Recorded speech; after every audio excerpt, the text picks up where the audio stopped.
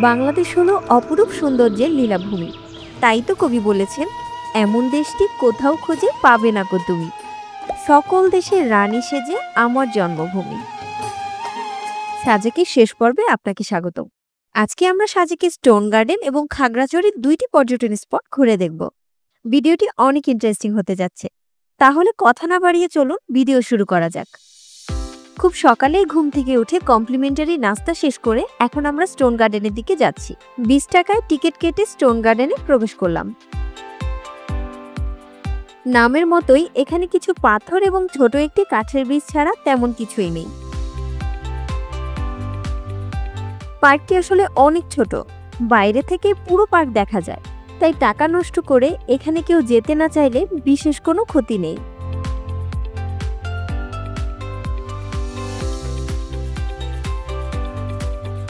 আজকে আমরা সাজেক থেকে খাগড়াছড়ি চলে যাব।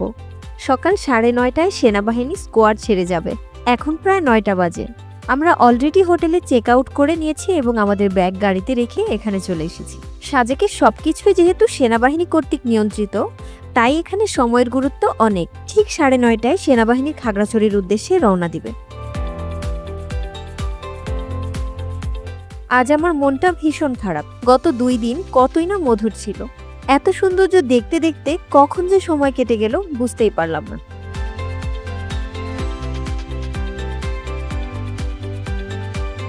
স্টোন গার্ডেন আয়তনে ছোট হলেও এখানে ছবি বা রিলস খুবই সুন্দর হয়। এক কথায় ফটোজেনিক একটা প্লেস।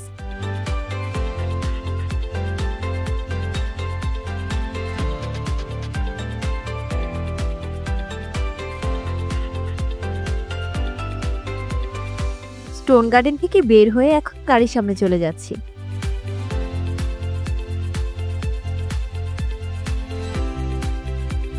সবাই এখানে স্কোয়াডের সাথে যাওয়ার জন্য অপেক্ষা করছিল।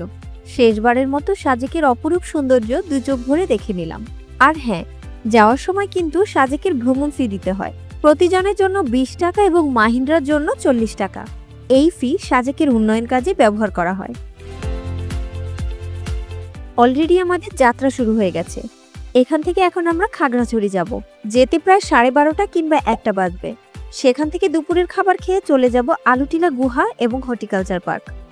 আরও একটি পর্যটন স্পট ছিল খাগড়াছড়ি রিসাং ঝর্ণা, তবে সেখানে পানি না থাকায় আমরা সেই স্পটটি স্কিপ করার সিদ্ধান্ত নিলাম। আসলে গত 2 পর্বে আমি বারবার বলছিলাম আমরা সিএনজি নিয়েছি, তবে পরে জানতে পারলাম এই গাড়িকে মাহিন্দ্রা বলা হয়। এই গাড়িটির ড্রাইভার মামা বিকম চৌধুরী খুবই ভালো মনের একজন মানুষ। তিনি আমাদেরকে গাইড করছিলেন। পাসিং এর জন্য এখানে কিছুক্ষণ বিরতি দেওয়া হয়েছিল। 10 মিনিটের এই বিরতিতে আমরা লোকালদের থেকে অনেক ধরনের পাহাড়ি খাবার কিনে খেয়েছিলাম।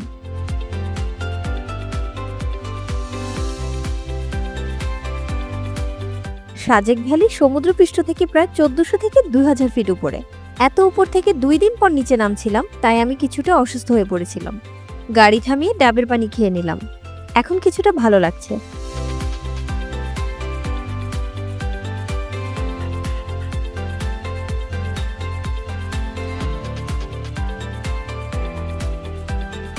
দুপুর প্রায় 1টা বাজে। আমরা খাগড়াছড়ি এসে পৌঁছাই। পথের এই বৌদ্ধ মন্দিরটি দেখতে খুবই সুন্দর লাগছিল।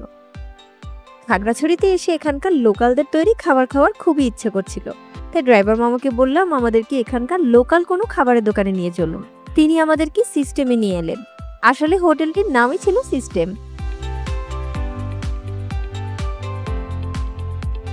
হোটেলটির নামের মতোই হাত ধোয়ার বেসিনটিও ছিল অদ্ভুত স্থানে।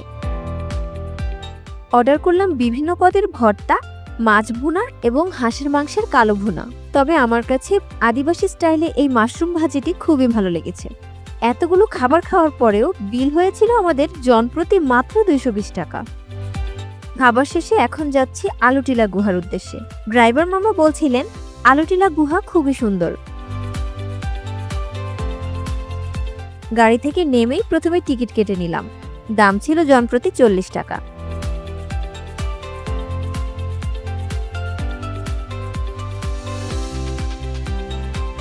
প্রথমেই চলে এলাম চমৎকার এই ভিউ পয়েন্টটিতে। এই স্থানটি যেমন ভেবেছিলাম তার চেয়েও অনেক বেশি সুন্দর।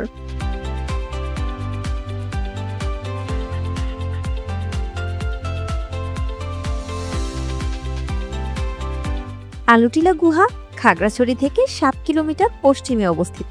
এটি খাগড়াছড়ির খুবই জনপ্রিয় একটি পর্যটন কেন্দ্র। এই ভিউ পয়েন্টটা আমার কাছে অনেক ভালো লেগেছিল, তাই এখানেই আমি অনেকটা সময় নষ্ট করে ফেলি।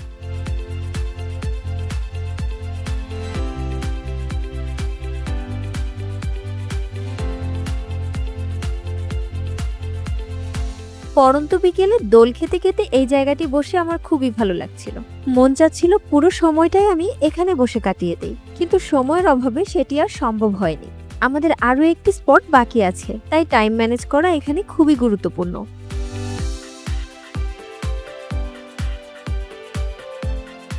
এখান থেকে পুরো খাগড়াছড়ি শহরই খুব সুন্দরভাবে দেখা যায়।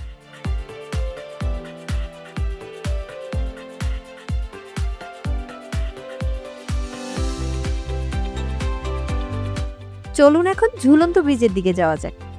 ব্রিজটি এমনিতেই অনেক দুল ছিল, তার মধ্যে অনেকেই আবার ইচ্ছাকৃতভাবে দোলাচ্ছিলেন।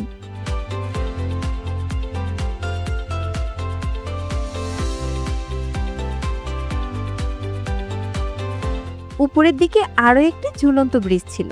এই ব্রিজটি স্টেবল ছিল, তেমন একটা দুল ছিল না।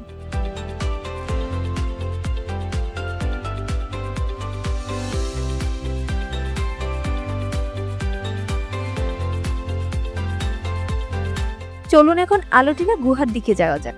স্থানীয়রা এই গুহাটিকে মাতাই হাকর বা দেবতার গুহা বলে থাকেন। এই গুহার এক পাশ দিয়ে প্রবেশ করে অন্য পাশ দিয়ে বের হতে হয়।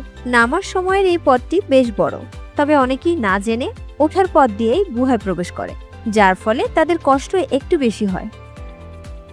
যারা গুহা থেকে ফিরে আসছিলেন তারা অনেকেই আমাকে জানালেন গুহাটি অনেক ভয়ঙ্কর, শুধু শুধু নিচে নেমে লাভ নেই, তাই আমি বেশ ভয় পাচ্ছিলাম। এই গুহার দৈর্ঘ্য 350 ফিট। এক প্রান্ত থেকে অন্য প্রান্ত দিয়ে বের হতে 10 থেকে 12 মিনিট সময় লাগে।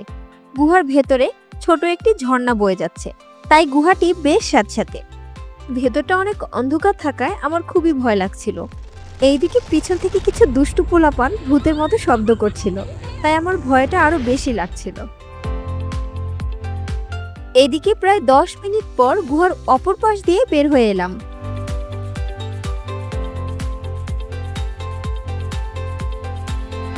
অনেক হাঁপিয়ে গিয়েছিলাম, তাই এখন বের হয়ে একটা আইসক্রিম খেয়ে নিলাম।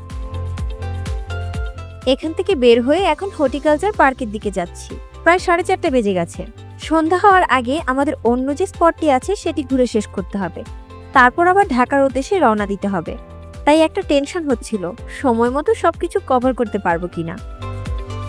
হর্টিকালচার পার্কের প্রবেশ ফি ছিল 40 টাকা জন প্রতি। প্রবেশ করার পথে কিছু কাপড় এবং গিফট শপের দোকান দেখতে পেলাম। এই পার্কটি খাগড়াছড়ির 0 পয়েন্ট থেকে মাত্র 3 কিলোমিটার দূরেই অবস্থিত। প্রথমে এই পার্কের প্রধান আকর্ষণ ঝুলন্ত ব্রিজের দিকে চলে যাচ্ছি। এই ঝুলন্ত ব্রিজটি বেশ বড় ছিল এবং এটি বেশ দোল খাচ্ছিল, তবে এইবার কিন্তু আমি ভয় পাচ্ছিলাম না। সবুজ বেষ্টনীতে ঘেরা মনোরম সুন্দর পরিবেশে হর্টিকালচার হেরিটেজ পার্ক শহরের অন্যতম বিনোদন কেন্দ্র হিসেবে সুপরিচিত। প্রায় 22 একর জায়গা জুড়ে এই পার্কটি বিস্তৃত। প্রতিদিন সকাল 10টা থেকে সন্ধ্যা 6টা পর্যন্ত পার্কটি খোলা থাকে।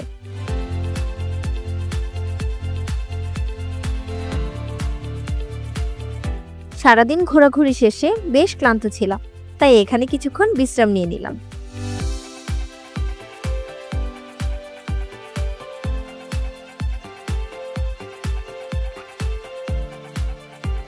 সামান্য এগোতেই পাহাড়িদের একটা খাবারের দোকান দেখতে পেলাম। তার দোকান থেকে পেঁয়াজু খেয়ে নিলাম। স্বাদ ঢাকার চেয়ে ভিন্ন ছিল।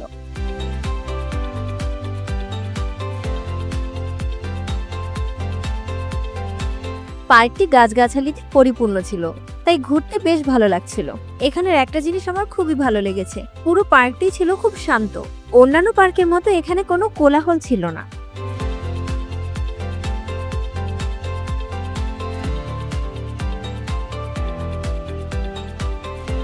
এত দূরে এসে যখন জানতে পারলাম ওনারা আমার ভিডিও দেখে, আমার কাছে শুনে খুবই ভালো লাগলো।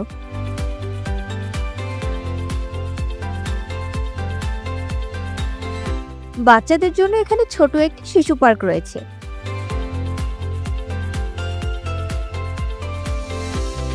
এখানে কিছু পিঠার দোকান রয়েছে। মাত্র 10 টাকায় বিন্নি চালের পিঠা নিয়ে নিলাম এবং বানানোর প্রসেসটাও শিখে নিলাম। বাসায় গিয়ে আমি অবশ্যই ট্রাই করব। পিঠাটি খেতে অনেক মজা লেগেছিল। প্রায় সন্ধ্যা হতে চলছে, এখন পার্ক থেকে বের হয়ে যাচ্ছি। বাইরের দোকানগুলো একটু ঘুরে দেখে নিলাম। গত 3 দিন সাজেক এবং খাগড়াছড়ি ভ্রমণ ছিল আমার জীবনের সেরা ভ্রমণ। যারা এখনো সাজেকের বাকি 2টি এপিসোড দেখেননি, আশা করি দেখে নেবেন। ভিডিও ভালো লাগলে লাইক, কমেন্ট এবং সাবস্ক্রাইব করতে ভুলবেন না। নতুন কোনো গন্তব্যে আবারও দেখা হবে। সে পর্যন্ত সবাই ভালো থাকুন। আল্লাহ হাফেজ।